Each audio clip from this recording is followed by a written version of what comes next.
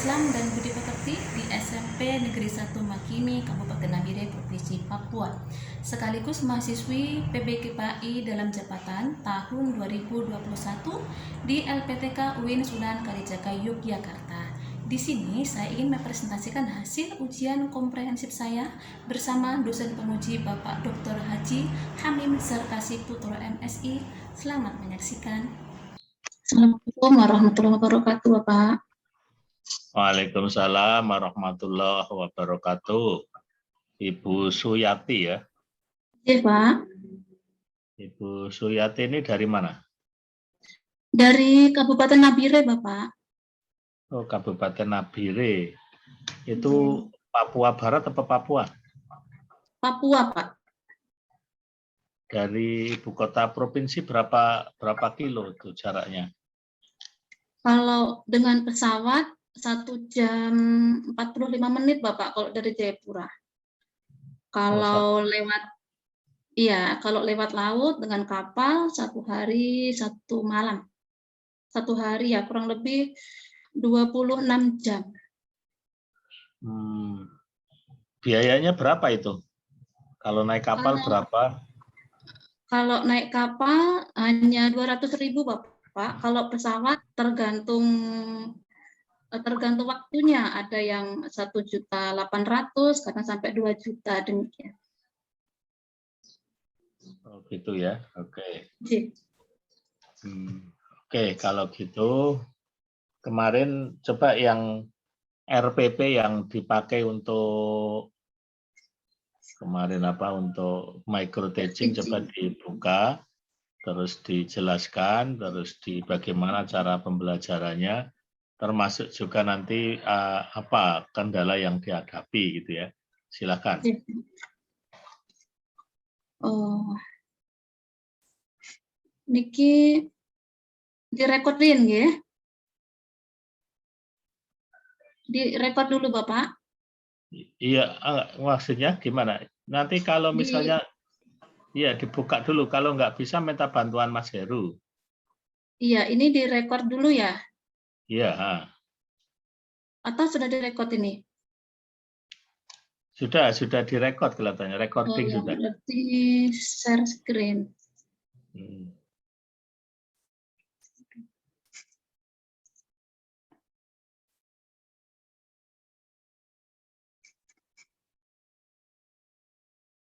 Sudah, Bapak? Sudah terlihat?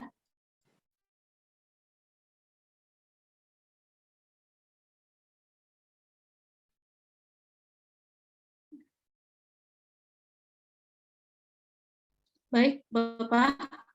Assalamualaikum warahmatullahi wabarakatuh. Waalaikumsalam warahmatullahi wabarakatuh. Terima kasih, Bapak, atas kesempatan yang sudah diberikan kepada saya. Di sini saya menampilkan rencana pelaksanaan pembelajaran RP2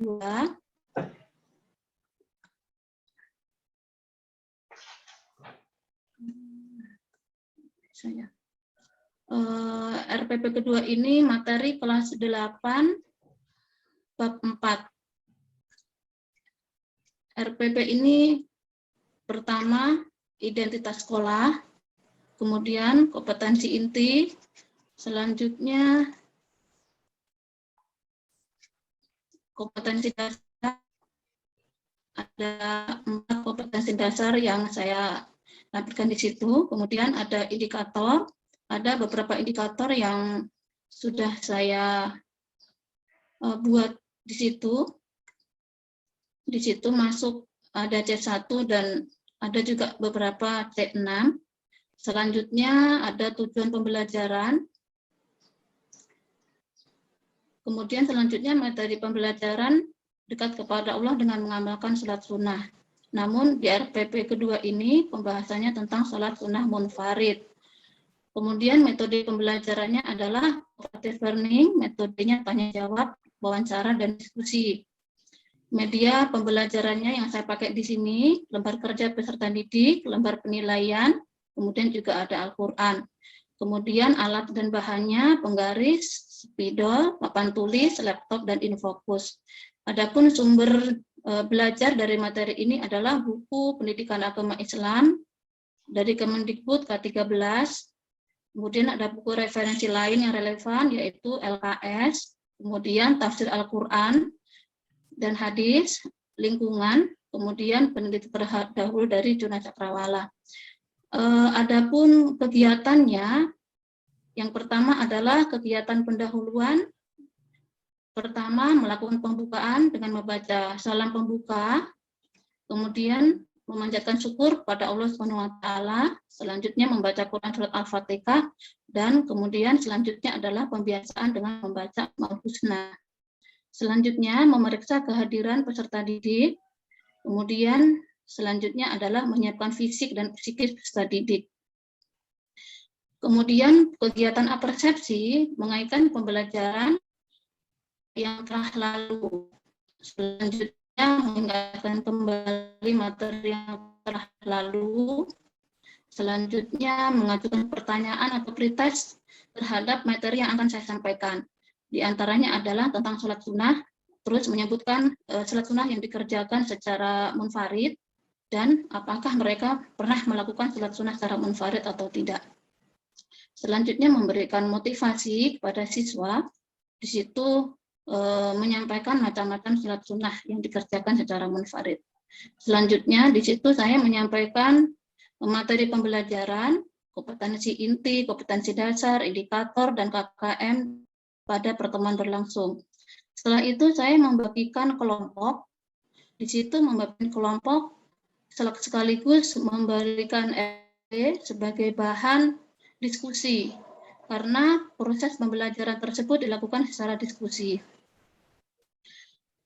Setelah memberikan LKPD, di situ saya membimbing anak-anak untuk membuat sebuah resume atau kesimpulan dari materi yang dibahas hari ini. Di situ saya membimbing mereka untuk melakukan diskusi dalam memberikan kesimpulan dari materi yang sudah saya berikan. Selanjutnya, setelah saya selesai, mereka mendiskusikan dari materi tersebut, kemudian saya mengarahkan anak-anak untuk mempresentasikan hasil diskusinya. Setelah mempresentasikan hasil diskusi tersebut dari masing-masing kelompok, selanjutnya saya memberikan penilaian apakah diskusi yang mereka simpulkan itu, materi yang sudah disimpulkan itu seperti apa, saya memberikan penilaian. Kemudian setelah saya memberikan penilaian, kami sama-sama atau saya dalam PowerPoint, saya menjelaskan atau materi pada hari itu. Jadi setelah mereka memberikan kesimpulan, sudah saya kasih nilai terhadap mereka, saya memberikan kesimpulan lewat PowerPoint. Di situ saya jelaskan semuanya, sholat sampai selesai.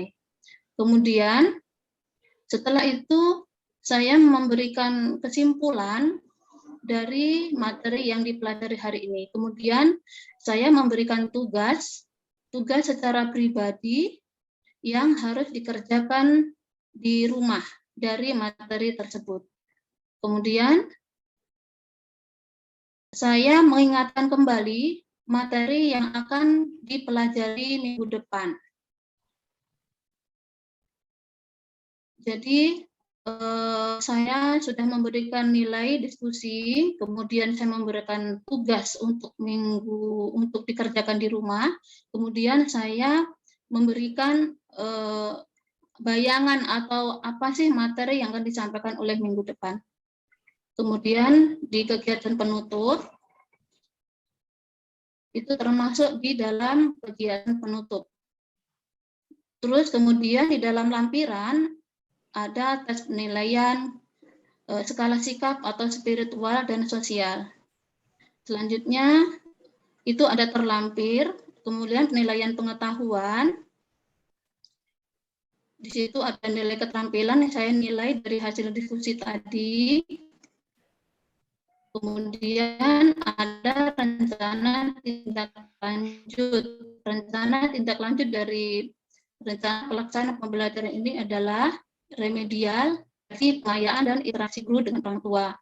Ini adalah lembar skala sikap yang saya berikan kepada mereka, yaitu dalam kebiasaan sehari-hari. Kemudian lembar penilaian pengetahuan yang saya berikan secara pribadi yang termasuk di dalam tugas dari LKPD tadi. Kemudian penilaian keterampilan, saya menganjurkan mereka untuk kita praktek sholat sunnah secara sendirian. Jadi saya membuat kelompok terdiri dari 4-5 orang untuk mereka melaksanakan praktek sholat. Ini adalah lembar kerja peserta didik yang saya berikan kepada siswa. Demikian Bapak, terima kasih. Ini RPP yang saya buat. Terima kasih. Waktu praktek pembelajaran di micro teaching itu apa yang menjadi kesulitan-kesulitan yang dihadapi Bu Suyati, terus bagaimana solusinya yang diambil?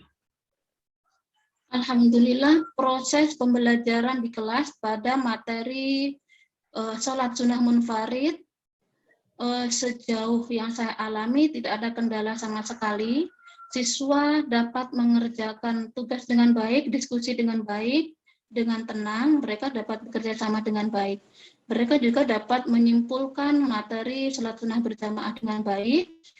Mereka tidak ada kesulitan sama sekali karena prosesnya saya membimbing dan mengarahkan mereka seperti itu, Bapak. Ya, apakah Bu Suyati dalam pembelajaran itu sampai kepada punya data siapa yang sudah tertib sholatnya gitu ya? Ya, apa khususnya saya kira wajib lah kalau sholat tatawu, sholat sunnah mungkin bisa iya bisa tidak, tapi ada nggak data yang sebenarnya murid-murid yang sholatnya sudah tertib itu Bu Suyati punya catatan itu belum?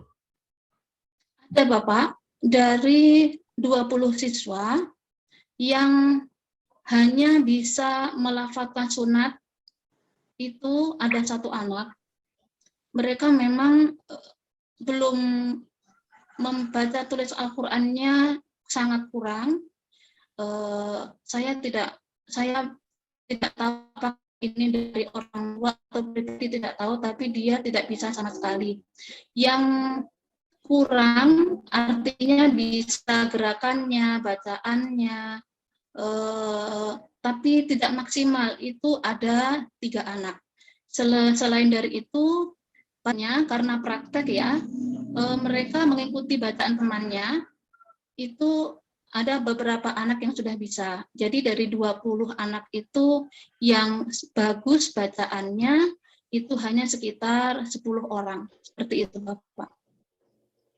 Ya, jadi saya kira tidak hanya yang ikut untuk di micro teaching ya. Jadi artinya guru agama Islam itu kan untuk seluruh siswa yang ada di sekolah itu ya.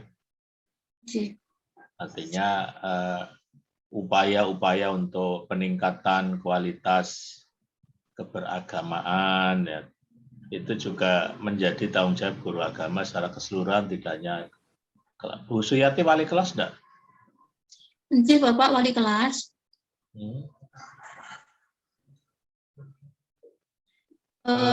Bapak, iya. Jumlah murid keseluruhan berapa? Terus yang muslim berapa? Kalau yang kemarin saya praktek itu kelas 8A ada 20 orang, Bapak. Kalau dari kelas 7 sampai kelas 9 itu sekitar ada 160-an. Sudah keseluruhan. Kelas paralelnya berapa? Itu keseluruhan, itu kalau kelas 7 kemarin, kelas 7, maaf Bapak jumlahnya saya tidak tahu pasti, tapi total jumlah dari keseluruhan itu sekitar 160 yang beragama Islam. Terus yang tidak Islam?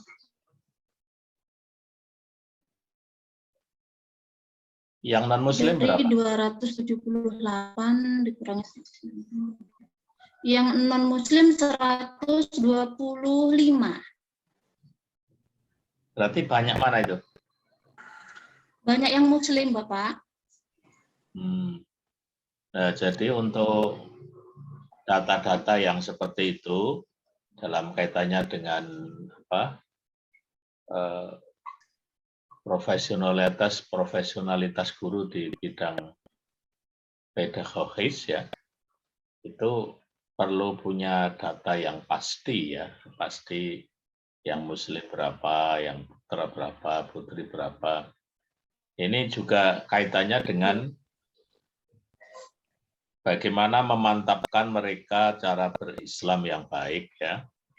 Apalagi menurut catatan yang kita terima di daerah situ kan betapa banyak orang ya, anak yang orang tuanya beda keyakinan misalnya gitu ya. Nah, itu kan juga harus mendapatkan bimbingan yang maksimal sehingga keyakinannya tetap, tidak mudah goyah gitu ya. Tidak mudah bergeser dan sebagainya. Nah, termasuk juga sebagaimana taksonomi Benjamin S. Bloom atau siapalah ya, bahwa yang namanya pendidikan agama Islam kan bukan sekedar knowledge-nya saja gitu ya. Tidak sekedar pengetahuannya berkembang tentang Islam, tetapi juga tadi dicontohkan bagaimana dia sholatnya, bagaimana dia amalan yang lain. Nah, termasuk juga barangkali ketika berbicara Islam sebagai rahmatan lil alamin, bagaimana orang Islam bisa memberikan contoh perilaku yang baik sehingga kita lihat keberhasilan dakwah Nabi itu kan karena orang kagum dengan perilaku para sahabat yang baik-baik gitu ya. Oleh karena itu yang selanjutnya silakan Bu Suyati dibuka surat Al-Mu'minun ayat yang ke-1 sampai yang ke-11. Dibuka dan dibaca, kemudian dicoba untuk dipahami maknanya. Silakan. Ya, Pak.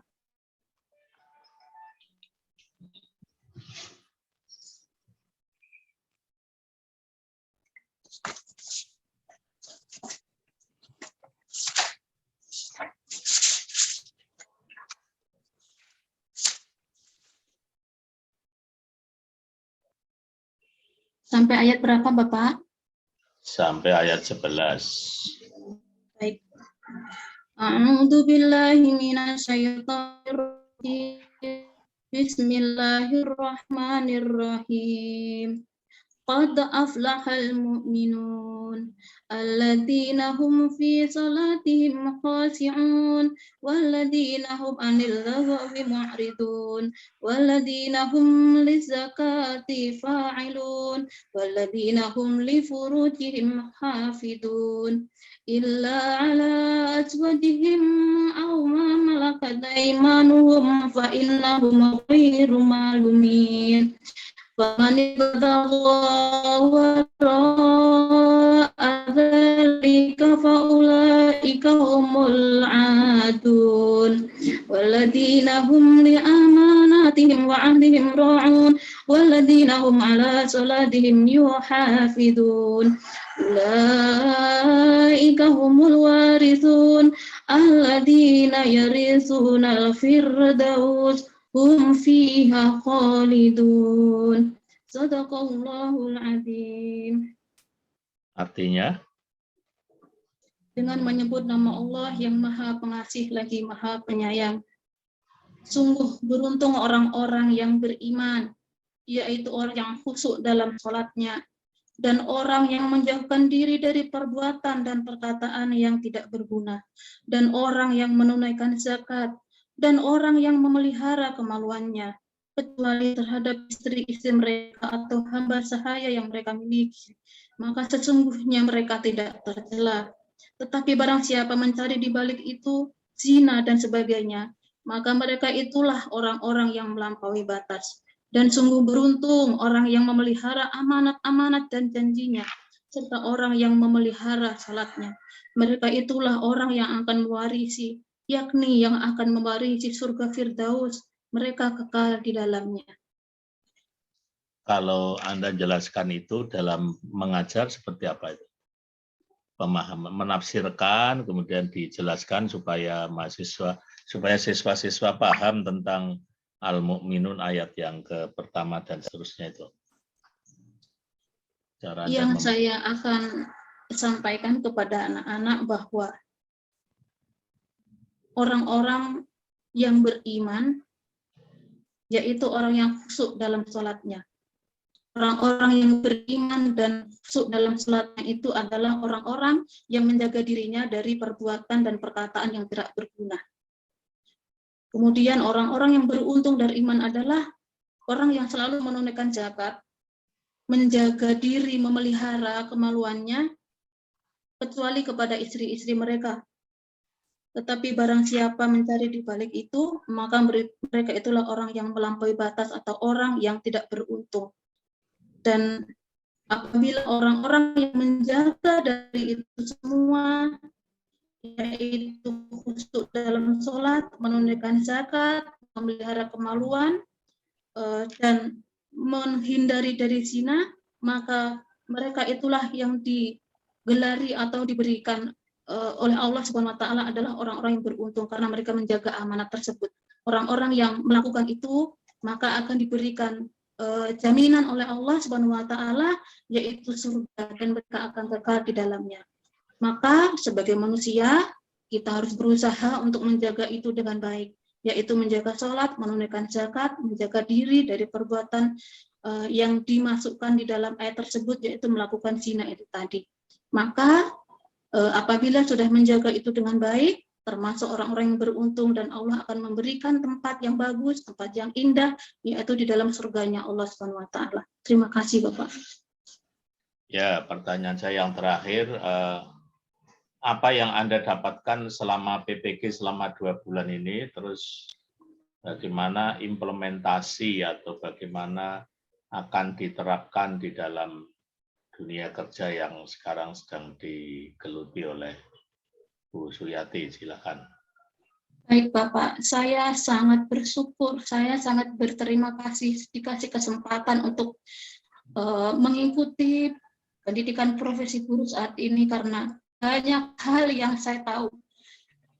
Saya selama menjadi guru ini, saya merasa bahwa kemampuan saya di bidang keguruan itu sangat kurang. Namun setelah saya mengikuti PBG ini, banyak hal yang saya tahu. Mulai dari yang kecil sampai yang berat, banyak sekali saya tahu. Saya bersyukur dan sangat berterima kasih karena saya diberikan kesempatan ini. Mulai dari RPP, silabus, perangkat pembelajaran, semuanya saya bersyukur sekarang saya tahu. Kemudian metode cara mengajar seperti apa, konsepnya seperti apa, saya bersyukur sekarang saya lebih banyak tahu tentang ini. Akhirnya saya mengetahui bahwa dan saya menyadari bahwa banyak yang kita tidak tahu, banyak hal yang harus kita lakukan untuk menjadi profesi, bahwa guru itu benar-benar menjadi guru itu seperti ini yang harus kita lakukan dan ini ternyata tidak gampang dan sangat berat. Saya terima kasih mendapat dosen-dosen yang baik dari awal sampai sekarang. Saya sangat berterima kasih, banyak hal yang saya tahu. Dan ke depan setelah saya mengikuti ini, saya berharap saya bisa mengikuti proses ini sampai akhir. Dan saya berjanji bahwa setelah ini saya akan menjadi guru yang baik.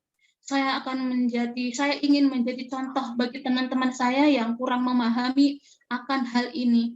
Saya akan berusaha buat memperbaiki diri saya di dalam tugas-tugas saya sebagai seorang guru. Saya akan berusaha untuk memahami perangkat pembelajaran itu. Saya akan belajar dengan baik dan saya akan mengaplikasikan dalam tugas-tugas saya ke depannya. Demikian, Bapak. Ya, saya kira itu sesuatu yang bagus lah ya. Artinya banyak hal-hal yang baru yang sudah dipelajari gitu ya. Dan yang penting adalah bagaimana penerapannya di dalam praktek pembelajaran yang sesungguhnya, juga bagaimanapun jadi guru di daerah yang terluar, Betul Bapak, terpencil ya. Ya, itu saya kira juga kalau diniati sekaligus untuk mendekatkan diri kepada Allah akan menjadi perjuangan yang sangat besar. Iya, Bapak. Iya, Bapak. Terima kasih, Juga Bapak. yang tidak kalah pentingnya, ya kita senantiasa menjalin komunikasi yang baik untuk perkembangan Siap. pendidikan ke depan, ya. Iya, Saya secara Bapak. pribadi sebagai dosen yang juga ada tugas-tugas pengabdian masyarakat untuk penelitian dan sebagainya, juga mendapatkan input yang banyak, mendapatkan masukan yang banyak apa yang terjadi di masyarakat ya tentang keberagamaan kita. Dan yang penting adalah bagaimana Bu Suyati itu profesionalitas, 4 profesionalitas itu diseimbangkan ya, artinya Siap, Bapak. kemasyarakatannya ya bagus, pelayanannya Siap, kepada murid juga bagus, dan yang tidak kalah pentingnya penguasaan materi pembelajaran juga senantiasa ditingkatkan, Siap, karena Bapak. itu yang akan menjadikan Anda betul-betul menjadi guru yang bisa dicontoh bagi guru-guru yang lain, dan apalagi sudah berpredikat, sudah selesai dari pendidikan profesi guru gitu ya. Saya kira itu saja Bu Suyati yang kita bisa pada pagi ini. Mari kita beri bersama-sama dengan membacakan Alhamdulillahirabbil alamin. Ya. Alhamdulillahirabbil alamin. Terima kasih banyak, Bapak. Ya. Silakan setelah ini dengan keluar dari link ini untuk mahasiswa yang berikutnya ya, peserta PPG yang berikutnya. Monggo.